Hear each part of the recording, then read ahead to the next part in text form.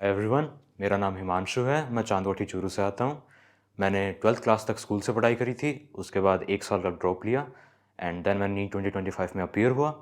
I scored 648 marks in NEET 2025 and I achieved an all India rank of 86। तो जब तक मैं schooling में पढ़ाई कर रहा था ना, तो काफ़ी एक बेसलेस सा मेरा अप्रोच रहता था पढ़ाई से रिलेटेड। कोई गोल्स क्लियर नहीं है, कुछ ये क्लियर नहीं है 12th के बाद क्या करना है। जो चीज़ें हो रही हैं चलते देना है, क्लासेस में ध्यान नहीं देना।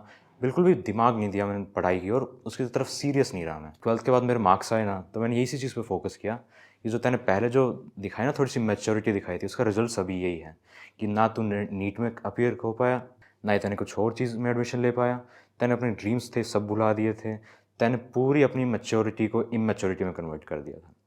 यहाँ पे आया मैं उन सब चीज़ों से ये चीज़ें सीख के आया कि हाँ, जो तैने पहले काम किए थे ना, उनके नतीजे ये रहे हैं।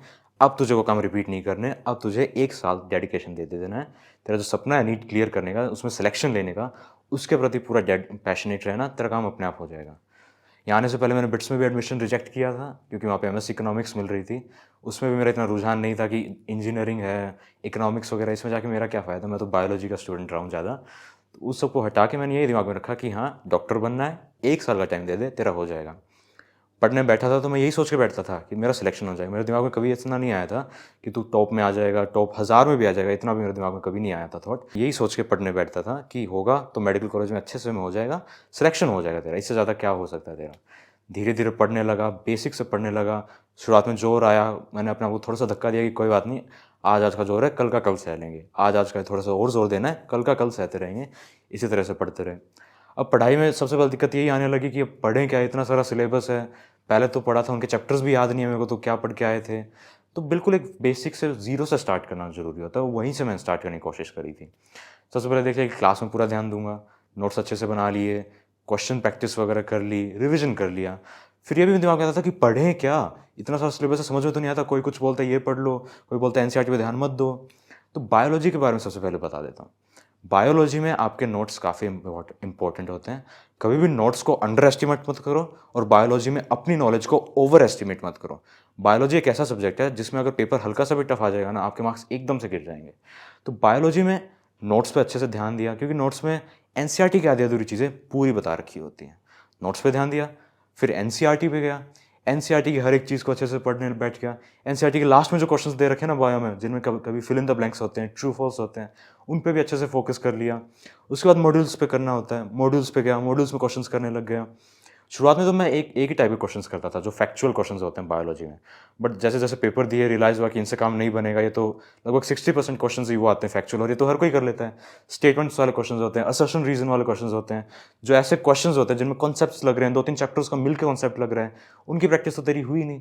तो फैक्ट्स वाले क्वेश्चन को छोड़ के उन क्वेश्चंस पे थोड़ा सा ज़्यादा मैंने अटेंशन डाइवर्ट किया कि हाँ, मुझे ये क्वेश्चंस करने हैं, इनसे मेरा सिलेक्शन इंश्योर होगा, इन क्वेश्चंस को करके मेरी रैंक भी अच्छी बन सकती है।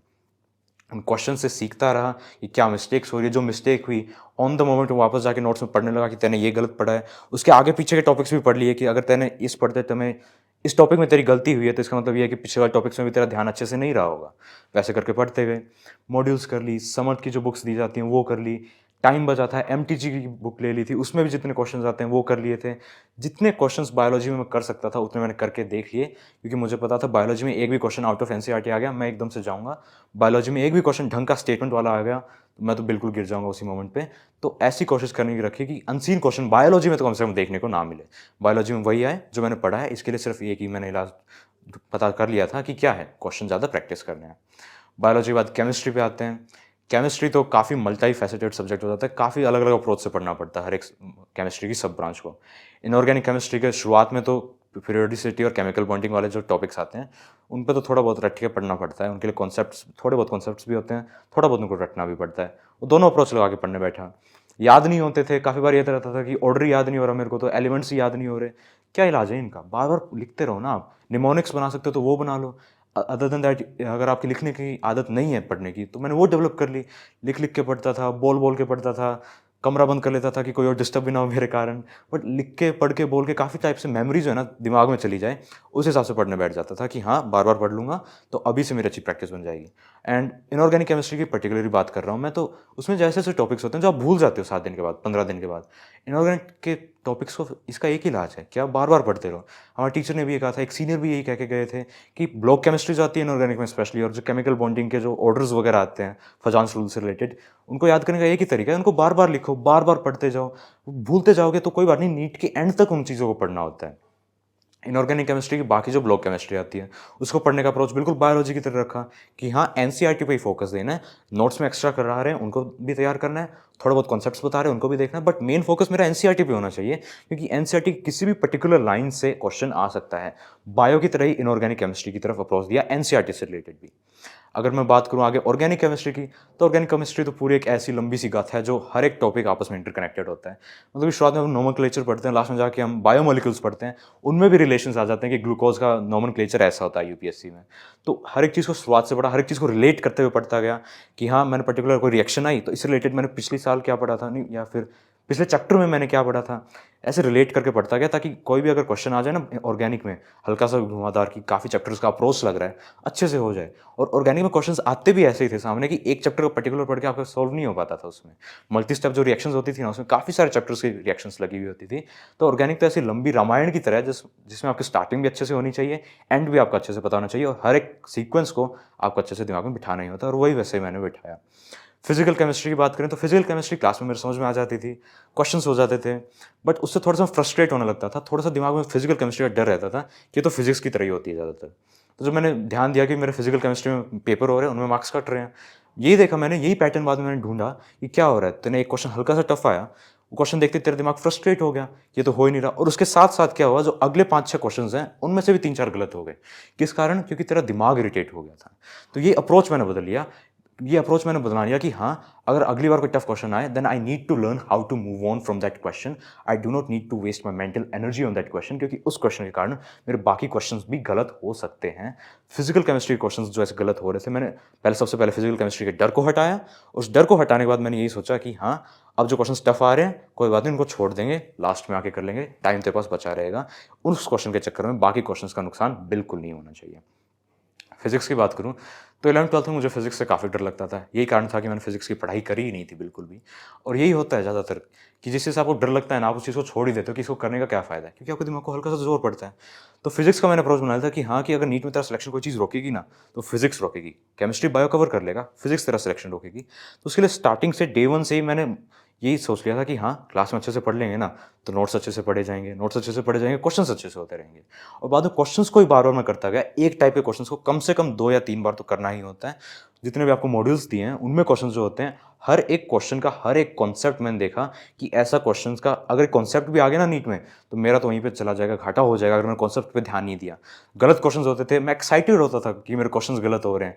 शुरुआत में दिक्कत होती है कि भाई गलत क्वेश्चंस हो रहे हैं, थोड़ा सा कॉन्फिडेंस कम चला जाता है, बट धीरे धीरे उसको मैंने सीखा कि भाई ये तो तेरे एक्साइटमेंट की चीज़ है ना, जो तेरे क्वेश्चंस गलत हुए हैं वो तो तेरे को ज़्यादा याद रहेंगे कि ये गलत हुआ है, उसका सोल्यूशन तेरे को ज़्यादा याद रहेगा, और आगे भी वो ज़्यादा याद रही हुई चीज़ें तेरे काम ही आएगी। तो ये माइंडसेट बना के चलिए कि हाँ गलत हो रहे हैं कोई बात नहीं, इस चीज़ को लेकर एक्साइटमेंट लेके चलते हैं कि हाँ सीखने को मिल रहा है इससे भी।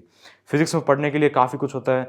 एनसीईआरटी में आपको थोड़ा सा अप्रोच रखना होता है फिजिक्स में भी कि फिजिक्स की एनसीईआरटी भी इंपॉर्टेंट होती है, क्योंकि आपको पता नहीं है कि पेपर वाला कैसा पेपर दे सकता है, स्टेटमेंट दे भी सकता है नहीं भी दे सकता, आपको हर चीज़ के लिए प्रिपेयर रहना जरूरी होता है।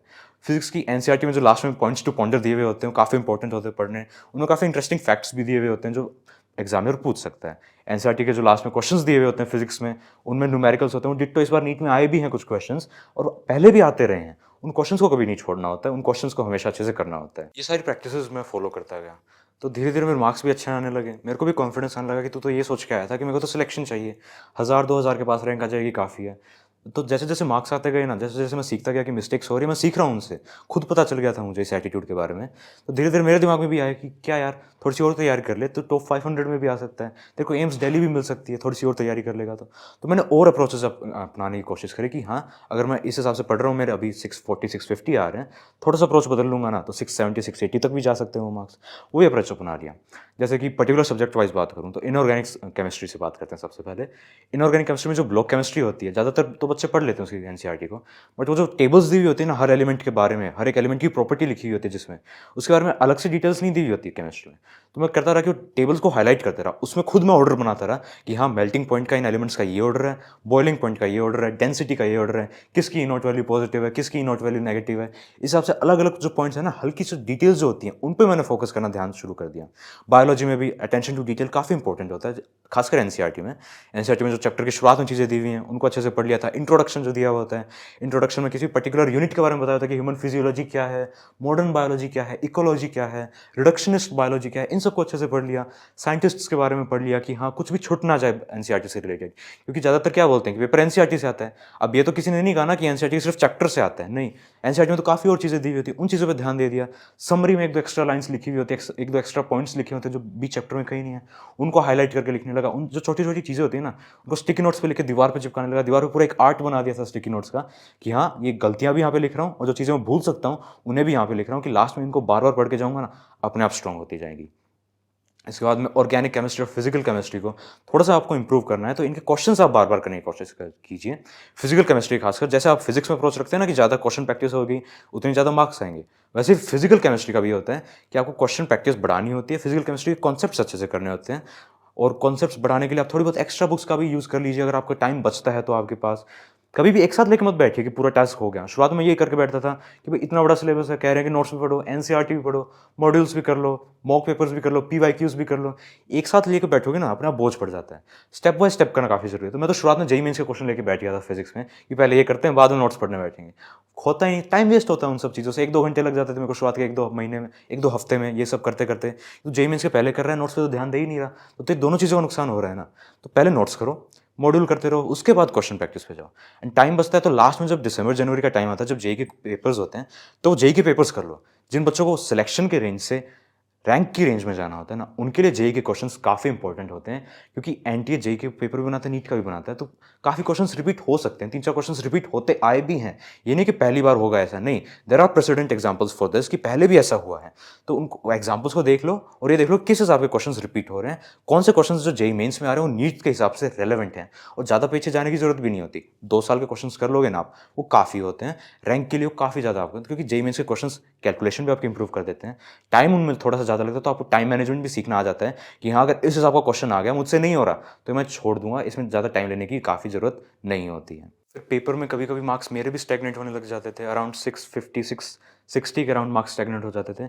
बट बात ये थी कि वो माइनर्स में हो रहे थे, और माइनर में हर बार आपका सिलेबस जो रिपीट होता रहता है, बदलता रहता है, रिपीट तो नहीं होता, बदलता रहता है हर बार वो सिलेबस।